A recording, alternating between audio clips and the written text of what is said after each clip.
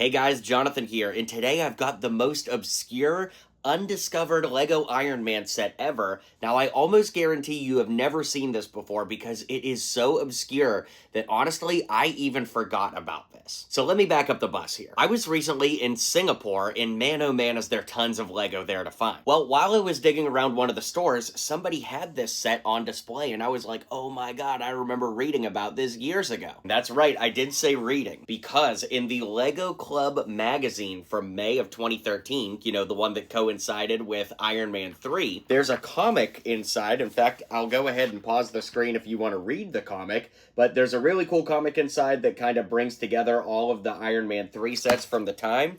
And when you flip the page, there's actually an advertisement here for Iron Man's laboratory and how to build it. So basically, you would go to the Lego website, lego.com/club, and enter the code STARK, and then instructions would come up in PDF form how to build this exact Iron Man laboratory, which of course is what I did for this video. So technically speaking, this is an official Lego Marvel set, although it's not one you could buy. You had to source all the pieces yourself, and that's where things get really crazy here. So thankfully, due to internet archiving, I was actually able to find the PDF instructions for this, and I'll go ahead and link them down below so that you can use them too if you want to go ahead and build this. But it's a very, very odd build because several of the pieces that are in here, like these curved pieces right here, were not super common back in 2013. In fact, this wasn't like you bought all the Iron Man 3 sets and could build this. The idea was that Lego wanted you to build this using pieces in your own collection, but there are a lot of very odd design choices here that honestly I feel like most kids wouldn't have been able to build this in 2013, especially if they didn't know how to use Bricklink. And back then, I mean, bricks and minifigs and used Lego stores were not common at all if they were even around yet. So in a lot of ways, this was an unbuildable set at the time it came out, unless you just happen to have all these random pieces. So let me go ahead and get into the review of the set, but I think in order to appreciate the review and what the set is, you really need the full historical context. So let's get into it. So let's talk about the set conceptually. You know, I really like this. Getting a nice base plate built Iron Man laboratory like this is definitely a lot of fun. Honestly, if a set conceptually came out like this back in the day, I would have loved this because we didn't really get an Iron Man armory until Avengers Endgame, which was 6 years after this one came out. Now, something that's very interesting is what we see in the advertisement in the magazine for the instructions and what we get in the actual instructions are very different. So I kind of went with the best of both worlds for all of them. Like you'll notice, we have the same Mark 7 armor twice here, and what's crazy is the instructions really do tell you to do that between, you know, what we see in the magazine and what we see in the instruction booklet. But at the time this set came out, the Mark 7 had only come in one set ever, so you would have needed to buy that set twice. And again, think about it in 2013. What kid that was reading the Lego Club magazine had 2 copies of that set? I mean, I'm sure there were kids out there, but to make an instruction booklet that everybody is supposed to build this is just crazy. Now, again, I really like how the steps are here and they're angled. There's a lot of really unique design elements that are used here, but I just kind of wanted to talk about the set conceptually overall before we get into breaking down the actual build quality of it now. So let's start by talking about the minifigures that are supposed to be included. In the back row, they suggest the War Machine, the very first War Machine minifigure ever, that is. Then the Mark 42 from Iron Man 3, and then 2 copies of the Mark 7, as mentioned. And one of the copies, like, you could put the legs on Tony if you want. You know, I don't know how necessary that is, but I do kind of like that, and of course this Tony is the one from Iron Man 3. He's the one with the reversible head with like the anxiety face on the other side, but overall that's pretty cool. And then getting into the build itself, this little table over here is the exact table build from the Iron Man 3 Malibu Mansion attack set, and of course you have those stickers there. But keep note of this sticker here with the loading screen, because you actually were supposed to be able to use that twice because they wanted you to use it again over here. And again, what kid would have 2 copies of that sticker sheet at this point in time in Lego history? This set just completely baffles me. They do suggest using the dummy build, of course, from the Iron Man Malibu Mansion as well. And that version of the suitcase would have had the sticker on it, but, you know, ordering the pieces here, mine didn't have the sticker, so I didn't think about that, but oh well. Now, over here on the table, you can see we have some accessory builds, and this is very similar to like a little tool cart holder thing, I guess, that's in the Malibu mansion, but the rest is all unique.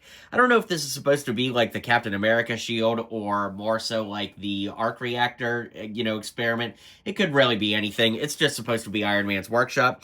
I think having Iron Man's armor on display there is pretty interesting. And then, of course, there are 2 unused slots where you could put more Iron Man armors. And at this point in time, there actually would have been more Iron Man armors you could use, like the Mark 6, as well as the Heartbreaker armor from Iron Man 3, so you actually could fill it out if you had every Iron Man armor at the time. We do have a little dummy arm here that can move too to, like, kind of help Tony suit up and everything.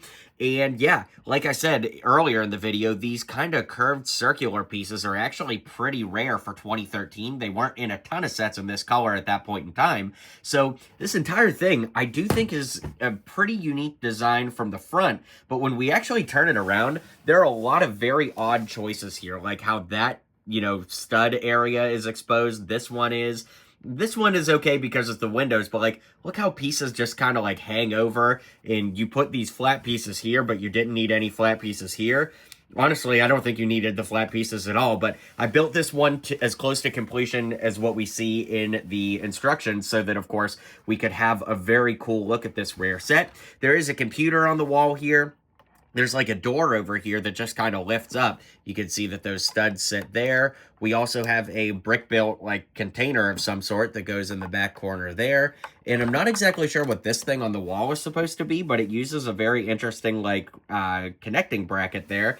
And overall, like, I do really, really enjoy the construction of this set. When we look at it from above, you can see that it does make for a really nice display model. Like, I enjoy this a lot.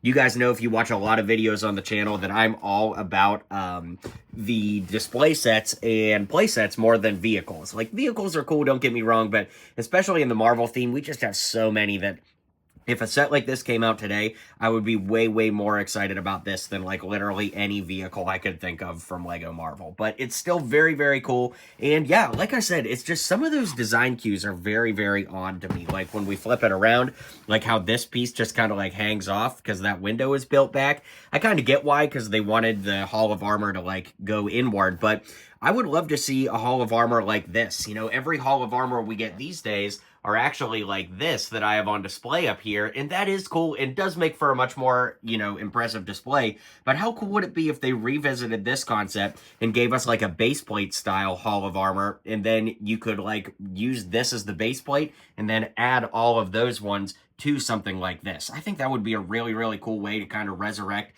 this Iron Man laboratory idea, but overall, that's kind of all I have to say about it. It's just a very unique moment in LEGO Marvel history that I feel like not a lot of people ever heard of or ever knew, and the instructions are so quirky with like how some things say like to use one thing in the magazine and then other things in the actual instructions. It's just a very, very odd footnote in LEGO Marvel history. So with that being said, we'll round out the video and call it a day. Well, guys, needless to say, this is one of the strangest LEGO Marvel reviews I've ever done here on the channel, but also one of the most fun.